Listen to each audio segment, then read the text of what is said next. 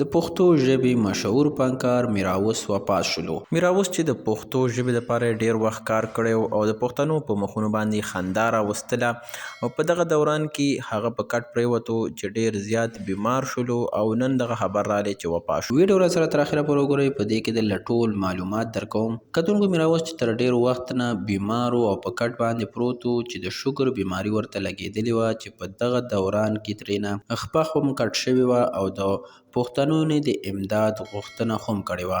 کتونکو میراوس چې د پښتنو په مخ باندې خنداګانې خورولې او خپل کار به یې په مزاحیت طریقې سره کوو چې خلک به یې خندول.